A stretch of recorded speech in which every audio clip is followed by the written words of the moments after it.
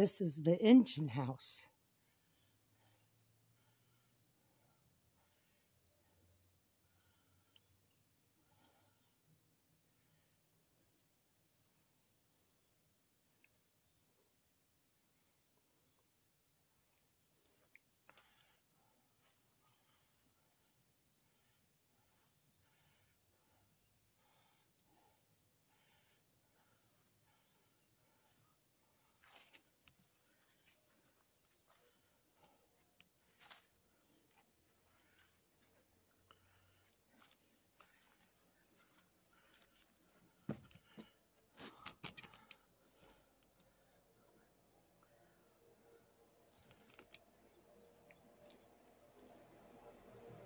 You guys, I don't know if you guys can see or not. It's awful dark in here, but this is the wheelhouse.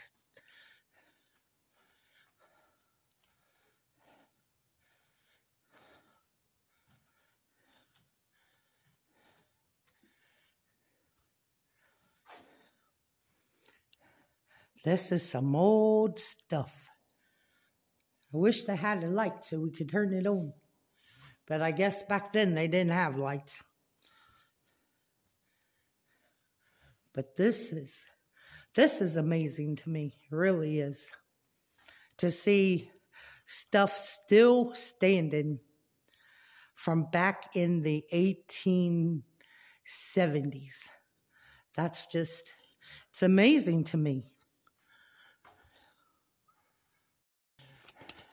And this is the outside of the building.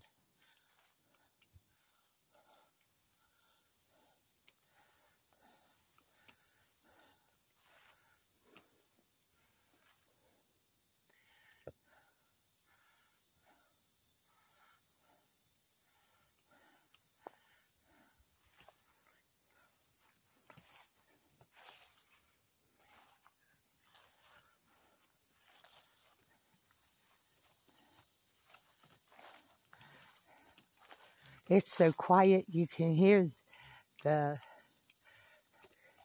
crickets and the cicadas, and it's just, I'd like to have a house built back there, away from everybody. You wouldn't be able to see me because my house would be in the middle of it.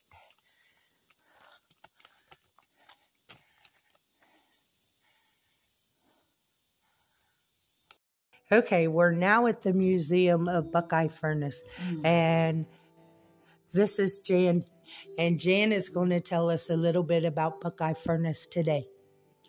Okay, well,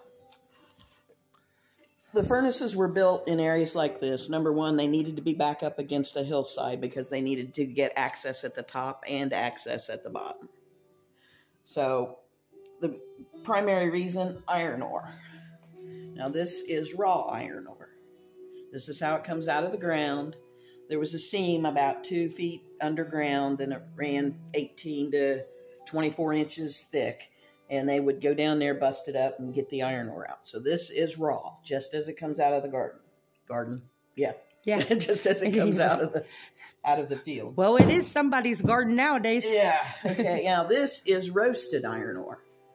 And what they did is they built a platform of wood and then laid the raw iron ore on it, and then another layer of wood and another layer of iron ore. So they had about 6 layers. They would light the wood on fire, and they would roast the iron ore, because if they did not get as much moisture out of it as they could, the raw iron ore would explode like a bomb. So it was very hazardous to throw it in without roasting it first. That's very interesting. Yeah. Now, the heat process was done through charcoal. That's why we referred to as a charcoal iron furnace. Here's some very old pieces of charcoal. You can see it looks very much like a tree. You can still see the grain and everything in it. And the charcoal was exactly a process of itself here. Right. We have the charcoal making in the Hanging Rock Iron region. And you can see a lot of wood. A wood cutter was expected to cut 2 to 2.5 cords of wood a day. Now, a blast lasts 9 months out of the year. And it was nonstop, constantly going.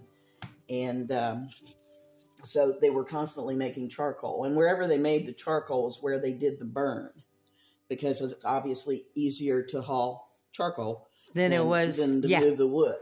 Okay, it had to be cut certain lengths. It had to be laid certain ways. And in the very middle of it, there would be a chimney-type wooden structure, which is where they would light it. But you can see it just follows it through preparing the hearth, connecting the chimney, all this work. Now, once they lit it, well, of course, yeah, you get the wood all stacked. You got to cover it with dirt and leaves. Okay, and that kept it from burning. They wanted it to char. Again, okay. it's a process of getting as much moisture out as possible, because this would then burn at a hotter temperature and more evenly. Yep. Okay, so that was the reason that for the makes charcoal. sense. And a blast lasting 9 months, a year, this site would take 17,000 cords of wood a year for the 9-month blast. And this was a medium-sized furnace that produced approximately 12 tons per day. There were some that produced as little as 1 ton a day, and some that produced as much as 21 tons a day.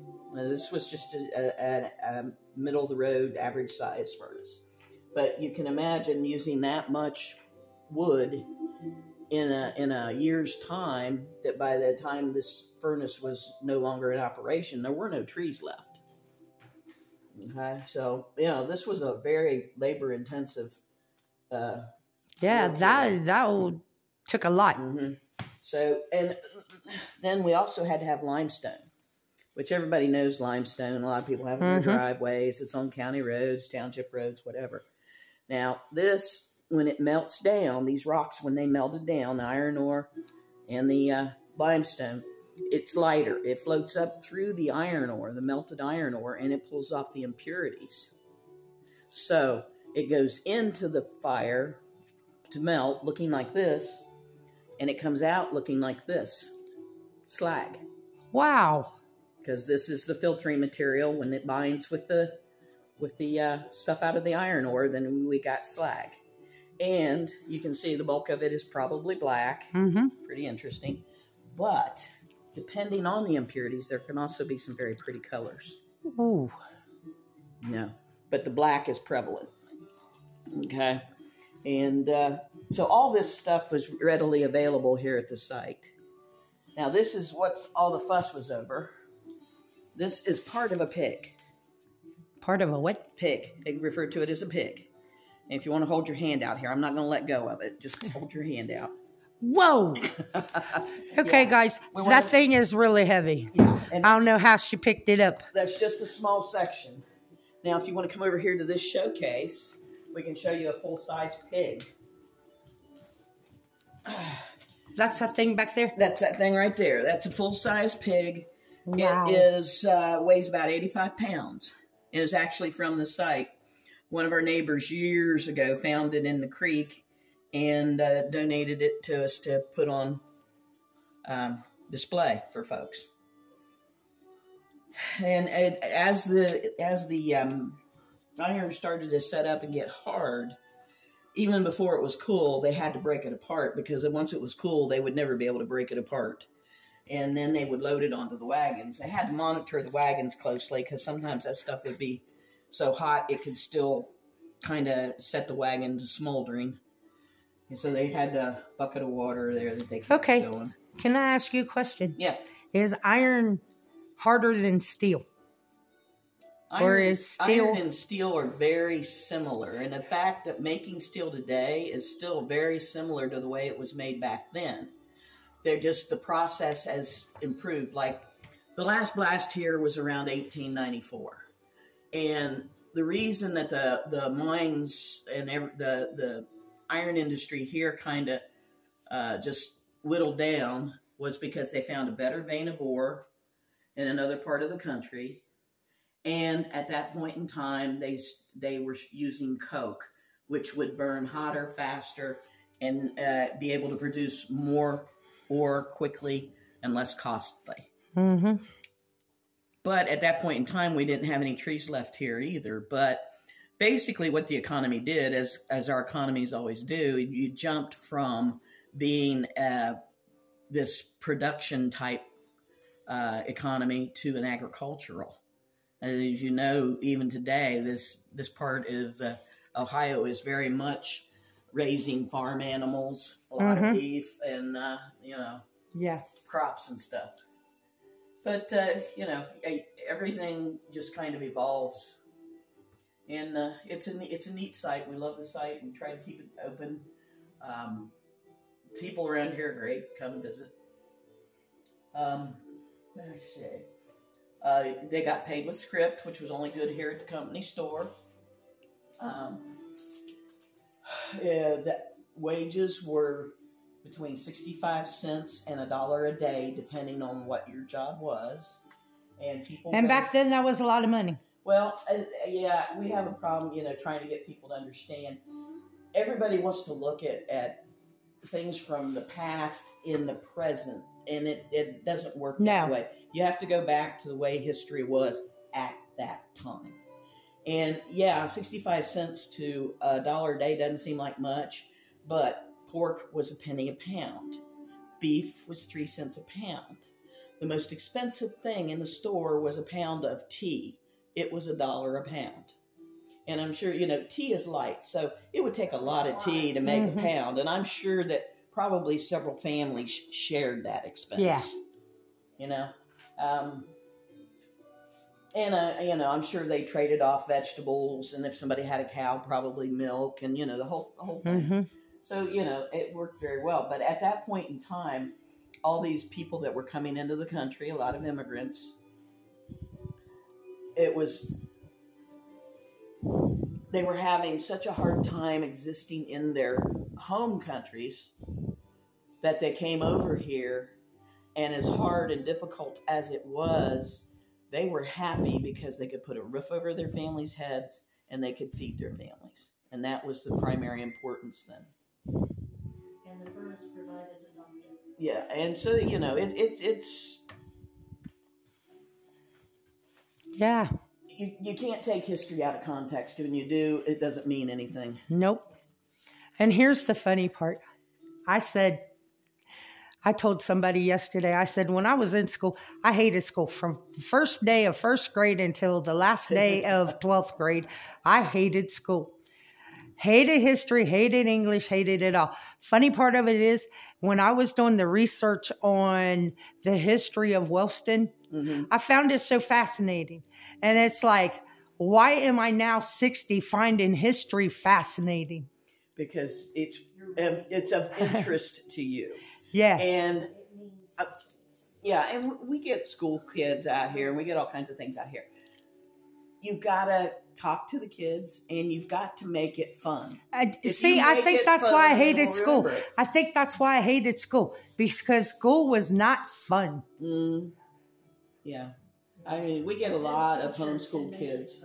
No, I had teachers. Most of my teachers were all should have retired years before I ever got there. And it's like, okay, this ain't fun no more. Yeah.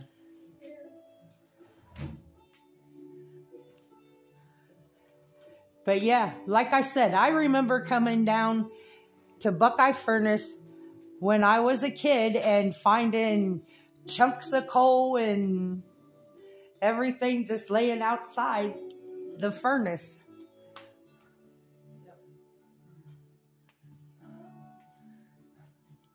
And see, this is my type of stuff. The galvanized. Yeah. It lasts forever. Well, and if or it used to. Look at everything that people made. Okay? Look, people were proud of their work. So everything they did, they wanted to be pretty. They wanted to look nice. That's a coffee grinder, right? Yep, that's a coffee grinder. Look at that. The mechanism is still smooth, right? Yeah. Yeah. Yeah, it's And we used to have these oil lamps. We used to have them all over our house. Yeah. I said one of these days I will have me some more. Because you never know when you need them. Right. You never know when the electric's going to go off. I said, I think I was just born in the wrong era. I should have been born back in the old age. Well, at some point, in a way, you kind of were, because you have relatives from back then. Yeah. Yeah, so your family's come up through it just like everybody else's family has. Yep. And while your parents or great-grandparents or whatever may not have worked in a charcoal iron furnace, whatever they were doing during that time period in their lives was equally as difficult. Right. Yeah. And it's because of them that we have the privileges that we have today, that we don't seem to understand somebody else sweated for.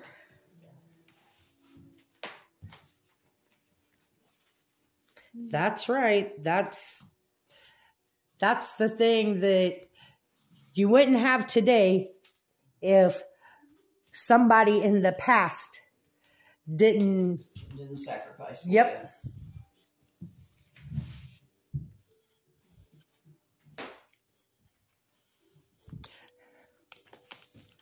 So, if you guys ever come to Ohio, make sure to come down to southeastern Ohio, into Wellston, Ohio, Jackson County, and stop by the Buckeye Furnace and come and see these nice ladies. They have a really nice museum and store, and I hope you all enjoyed this video. Thank you.